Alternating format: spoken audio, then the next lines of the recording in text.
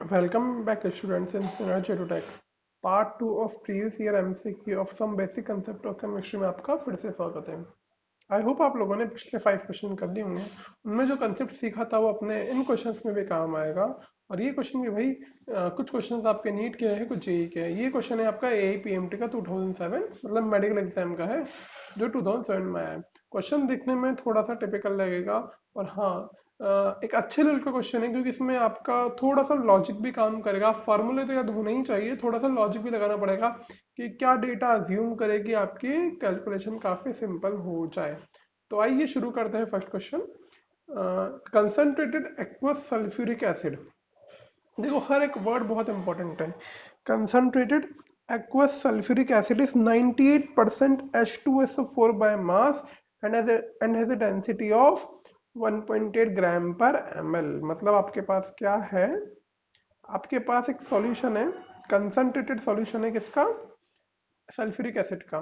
ठीक है, उसका जो भी मास होगा, उस मास के अंदर सपोज इसका मास आपने लिया 100 ग्राम, इसका मास है, इसका मास है 100 ग्राम इस सॉल्यूशन का। ये सॉल्यूशन है आपका H2SO4 का। अब इस सॉल्यूशन के अंदर 98% H2SO4 है। क्या है, 98% H2SO4 है, मतलब यहाँ पे बाकी वाटर है। 100 ग्राम मास है तो 98% क्या है इसमें, H2SO4 है। ठीक है, और इस सॉल्यूशन की डेंसिटी आपको गिवन है 1.8 ग्राम पर ml। ये आपको डेंसिटी गिवन है 1.8 ग्राम पर ml। अब ये बोल रहा है कि इस सॉल्यूशन का कितना वॉल्यूम रिक्वायर्ड होगा 1 litre of 0.1 m H2SO solution बनाने के लिए। मतलब ये कंसंट्रेटेड है, आपको डाइल्यूट करना है ये, इससे आपको सॉल्यूशन बनाना है 0.1 m ऑफ H2SO4, जिसका वॉल्यूम हो 1 लीटर। ठीक है, तो मैं इस सॉल्यूशन में से यहाँ पे कितना वॉल्यूम लूं ताकि मेरा सॉल्यूशन की कंसंट्रेशन ये हो जाए। मतलब कंसंट्रेटेड था, डाइल्यूट करना है लेबोरेटरी में आपको, तो इसमें से मैं कितना वॉल्यूम निकालूं 1 लीटर सॉल्यूशन बनाने के लिए ताकि कंसंट्रेशन मेरी 0.1 m हो जाए। आई होप आप क्वेश्चन समझ गए होंगे कि कहना क्या चाह रहा है। ठीक है, तो सिंपल सा पहला मैं लॉजिक लगाऊंगा यहाँ पे, जो मैंने यहाँ पे लिया है कि मैं जो क्वेश्चन गिवन है उसमें सॉल्यूशन का मास मानूंगा 100 ग्राम, ताकि मेरा 98% हो जाएगा 98 ग्राम। ठीक है, तो late mass of aqueous H2SO4 कितना मानेंगे इसको, 100 ग्राम। 100 ग्राम मैंने H2SO का मास लिया। ठीक है, अब इसकी जो डेंसिटी दे रखी है, डेंसिटी आपको दे रखी है 1.80 ग्राम पर ml। तो डेंसिटी होती है आपकी मास बाय वॉल्यूम। तो इस सॉल्यूशन का वॉल्यूम कितना हो जाएगा वो निकाल लेते हैं अपन। वॉल्यूम हो जाएगा आपका m बाय डी। मास है आपके पास 100 ग्राम, डेंसिटी है 1.100 ग्राम, डेंसिटी है 1.8 ग्राम पर ml। ग्राम से ग्राम कैंसिल, इसको सॉल्व करने में आपको मिलेगा 55.55 ml। मतलब इस सॉल्यूशन का वॉल्यूम कितना है, 55.55 ml इसका वॉल्यूम है यहाँ पे। ठीक, समझ में आ गया होगा। अब इस सॉल्यूशन का वॉल्यूम पता है, इस सॉल्यूशन के अंदर H2SO4 कितना है वो भी पता है, तो इस सॉल्यूशन की मोलरिटी निकाल लेते हैं। Molarity of given aqueous H2SO4 solution की मोलरिटी में निकाल लेते हैं। मोलरिटी का फॉर्मूला वही, moles of solute upon volume of solution litre. तो यहाँ पे मोल्स किसके आएंगे, H2SO4 के आएंगे। तो उसका फॉर्मूला होगा weight of H2SO4 upon molecular weight divide by volume in litre. तो यहाँ पे H2SO4 का वेट 100 ग्राम, सॉल्यूशन के अंदर इसका वेट होगा 98% हिसाब से 98 ग्राम। ठीक है, और H2SO4 का मोलिकुलर वेट भी होता है 98। देखो कितनी सिंपल कैलकुलेशन हो गई। और सॉल्यूशन का वॉल्यूम होगा लीटर के अंदर 55.55, तो ये आपका किसके ml में, डिवाइड बाय 1000 करेंगे तो ये आपका आ जाएगा लीटर के अंदर। ठीक है, अब ये कैलकुलेशन कितनी होगी, ये कैंसिल हो गया, ये हो जाएगा 1000 डिवाइड बाय 55.55। ठीक है, अब ये कैलकुलेशन आपकी 18 पॉइंट समथिंग आती है। ठीक है, मैं यहाँ पे अप्रोक्स ले रहा हूँ, 18, ठीक है, कितना ले रहा हूँ, 18 मोल पर लीटर आपका आंसर है। मतलब इस सॉल्यूशन की मोलरिटी आपकी कितनी आई है, 18 मोल पर लीटर, मतलब 18 एम, कितनी आई, 18 एम इसकी मोलरिटी आई है। अब इस 18 एम मोलरिटी से आपको 0.1 एम मोलरिटी का सॉल्यूशन बनाना है। तो आपको मैंने पहले भी सिखाया होगा, इसका कंसेप्ट है M1V1 इक्वल टू M2V2 कर लो आप, ठीक है, M1V1 equal to M2V2। M1V1 है यहाँ पे गिवन एक्वस सॉल्यूशन का, और ये है आपका रिक्वायर्ड सॉल्यूशन का जो आपको बनाना है, ठीक है। इसकी मोलरिटी है 18, इसका कितना वॉल्यूम लूँ ये बनाने के लिए वो मुझे नहीं पता, V1। इसकी मोलरिटी मुझे कितनी चाहिए, 0.1 जो बनाना है, और वॉल्यूम लेना है मुझे 1 लीटर, 1 लीटर। तो यहाँ पे V1 आपका हो जाएगा 0.1 डिवाइड बाई 18, कितना, 0.1 डिवाइड बाई 18। अब मैंने यहाँ पे वॉल्यूम देखो, ये वॉल्यूम मैंने किस में लिया है, लीटर में, और यहाँ पे मैंने लिया 18 मोल पर लीटर में, तो आपका आंसर इजीली आ जाएगा। तो इस कैलकुलेशन से जो आंसर आएगा आपका आएगा लीटर में, पर ऑप्शन है आपके एमएल में, तो उस लीटर को एमएल में करने के लिए 1000 से डिवाइड कर दो। तो जब आप इसे कैलकुलेशन करोगे तो आपको आंसर मिलेगा 5.55 ml, ठीक है, इजीली कैलकुलेट कर लेना, ये मिल जाएगा। 100/18 करना है, वो होता है 5.55 ml। तो आई होप आपको कैलकुलेशन समझ में आई होगी। मतलब इस सॉल्यूशन में से अगर मैं 5.5 ml लेता हूँ और उसमें डाइल्यूट करके उसका वॉल्यूम 1 लीटर करता हूँ, तो उस सॉल्यूशन की कंसंट्रेशन आ जाएगी 5.5 ml। रिवाइज कर लो क्वेश्चन को, काफी सिंपल सा है, ठीक है।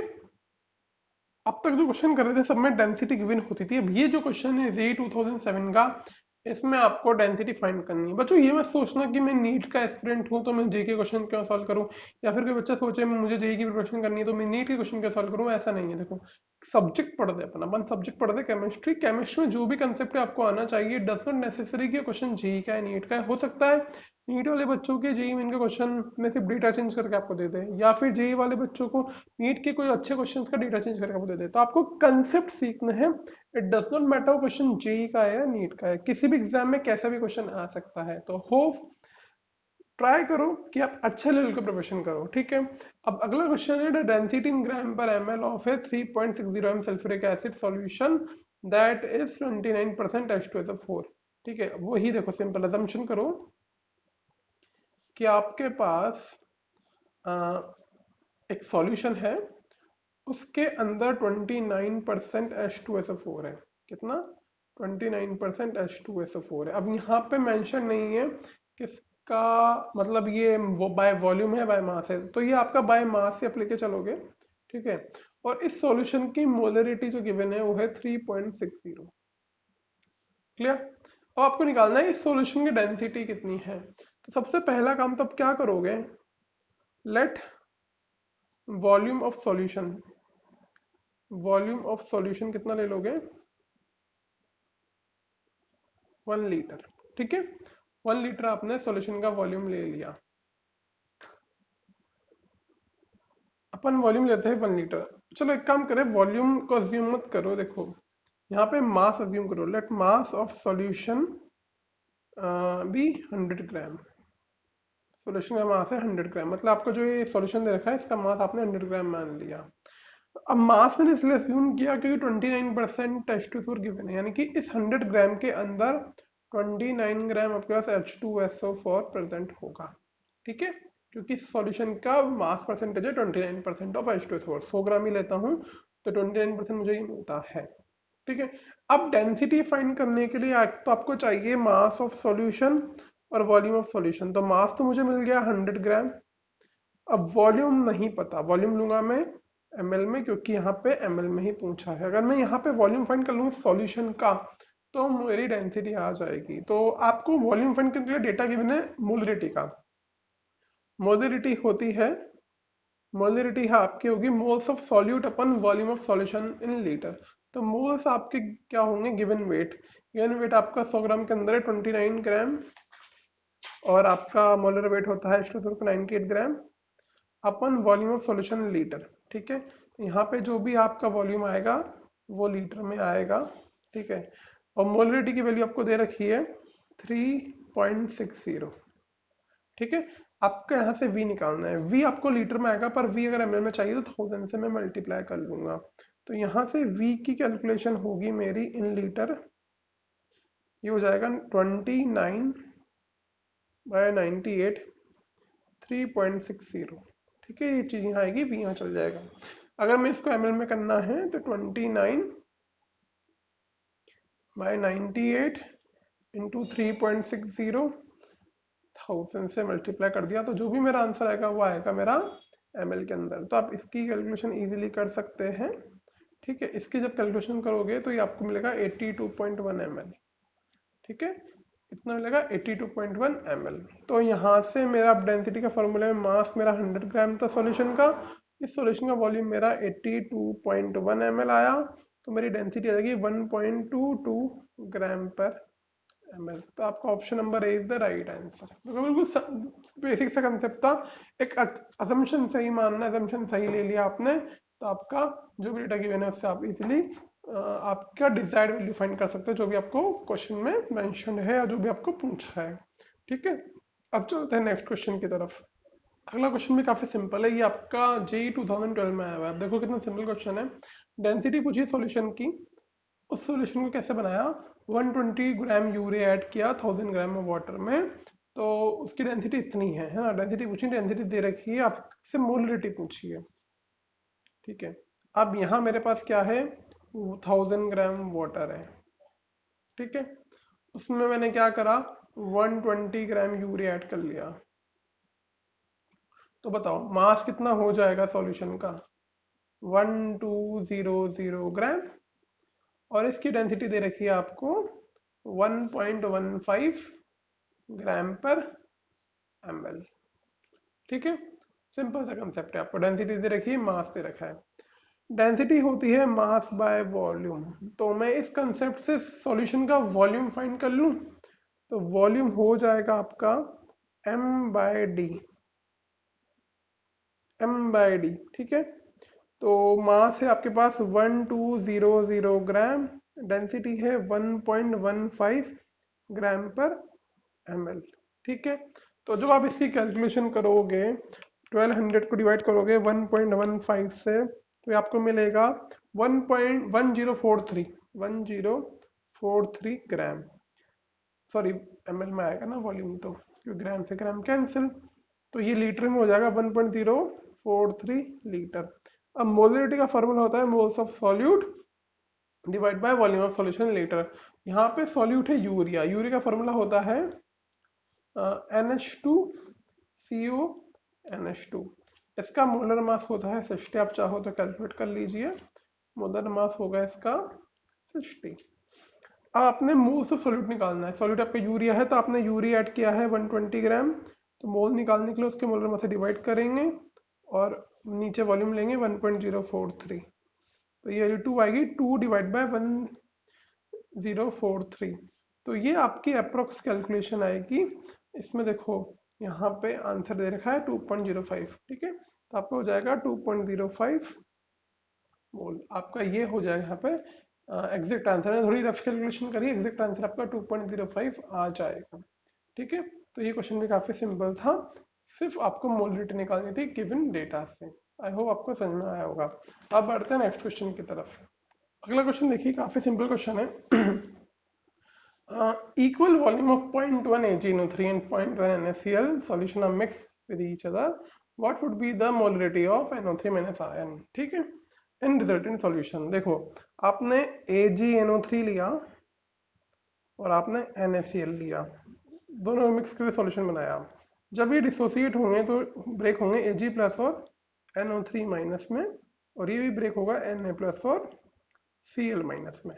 ठीक है, अब देखो आपने यहाँ पे AgNO3 का 0.1 मोल लिया है, तो 1:1 के रेशियो से आपको यहाँ मिलेगा 0.1 मोल ऑफ NO3 माइनस, और यहाँ आपको मिलेगा NaCl में से भी 0.1 सबके अंदर में 0.1 मिलेगी। और ये बोल रहा है कि रिजल्टेंट सॉल्यूशन में NO3 माइनस की कंसंट्रेशन या मोलरिटी क्या हो जाएगी। देखो मोल तो आपके 0.1 ही मिलेंगे, पर अब जब आपने यहाँ पे V वॉल्यूम इसका लिया और V वॉल्यूम इसका लिया, तो ये वॉल्यूम में तो आपके ऐड होंगे ना, तो आपके वॉल्यूम डबल हो गए, मोल्स सेम ही है, मोल्स तो 0.1 एम ही है पर वॉल्यूम डबल हो गया, तो कंसंट्रेशन आपकी जस्ट हाफ हो जाएगी, यानी कि 0.1 का हाफ हो जाएगा 0.05 एम। ठीक है, तो काफी सिंपल क्वेश्चन था, तो इसका आंसर हो जाएगा सी। ठीक है, समझ में आएगा, तो सिंपल कंसेप्ट है, 1:1 का रेशियो है, तो 0.1 एम से 0.1 एम मिलेगा मुझे, पर यहाँ पे और सॉल्यूशन में NaCl मिक्स हो गया तो वॉल्यूम डबल हो गया सॉल्यूशन का, तो कंसंट्रेशन हाफ हो गई। ठीक है, अगला क्वेश्चन आपका काफी अच्छा क्वेश्चन है। आपसे बोला गया है कि to neutralise completely 20 ml of 0.1 m aqueous solution of H3PO3 phosphorus acid, the volume of 0.1 m aqueous aqueous is required।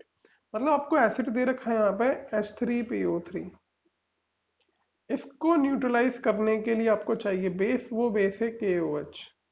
ठीक है, इसका 20 ml है आपके पास और कंसंट्रेशन है 0.1 m।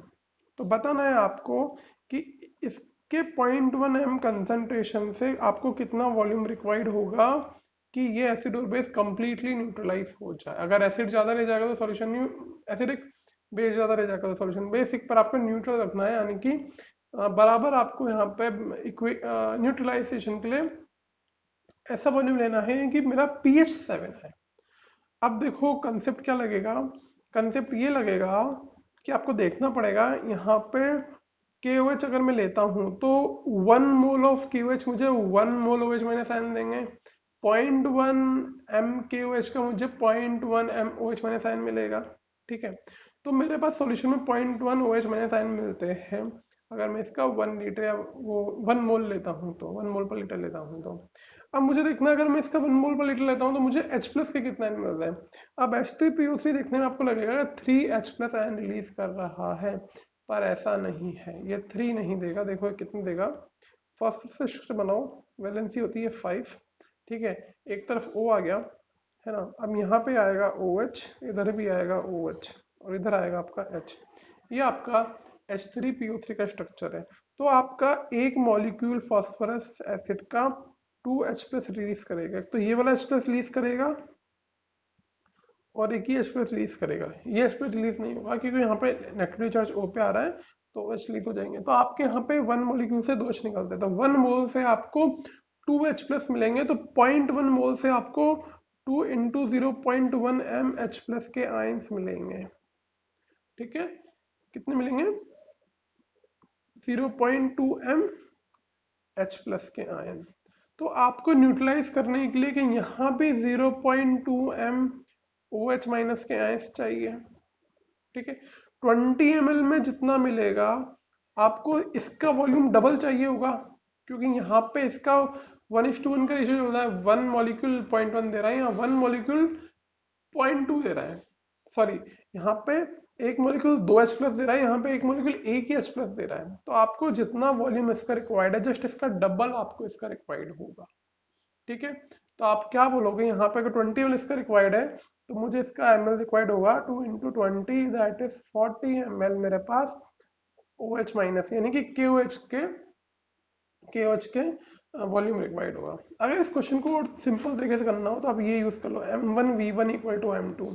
न्यूट्रलाइजेशन के लिए आपको इसके M1V1 इसके M2V2 के बराबर है, तो इसका M1 है आपके पास 0.2 और वॉल्यूम है 20, इसका M2 है 0.1, वॉल्यूम निकालना है, तो पॉइंट से पॉइंट कैंसिल, तो यहाँ V आ जाएगा 40 ml। अब यहाँ M1 में 0.1 मत रखना, M1 में ये रखना, क्योंकि आपको इसके 1 मोल से 2 मोल OH मिलेंगे, तो 0.1 मोल से आपको 0.2 मोल H प्लस आयंस के मिलेंगे। ठीक है, नहीं तो आप नॉर्मलिटी यूज करके भी कर सकते हो, पर ये कंसेप्ट ज़्यादा सही है। या फिर आप सिंपली देख लो ना यार, 1:1 का रेशियो होता है तो कोई दिक्कत नहीं थी, यहाँ पे 1:2 का रेशियो है, इसका इसका इसके 2 OH माइनस, मतलब 2 मॉलिक्यूल इसके एक मॉलिक्यूल को न्यूट्रलाइज करेगा। ठीक है, आई होप आप लोगों को समझ में आया होगा सब कंसेप्ट। मेरे तो अपन, अब देखो मैंने काफी सारे क्वेश्चन आपको करा दिए, some basic concept of chemistry, आप रिवाइज करिए, कोई भी डाउट आता है कोई भी क्वेश्चन मुझसे पूछिए कमेंट बॉक्स में। अब मैं आपके लिए अगले वीडियो में एक नया चैप्टर लेके आऊंगा, काफी इंटरेस्टिंग होगा, काफी अच्छे से पढ़ेंगे अपन। तब तक आप जुड़े रहिए सिनर्जी टू टेक से, और आप चाहो तो फिजिक्स की सीरीज भी देख सकते हो, वहाँ भी अपन ने some basic concept of mathematics, जो फिजिक्स में मैथमेटिक्स काम आती है वो वीडियो डाला हुआ है। तो मिलते हैं अपन अगले वीडियो में। Thank you.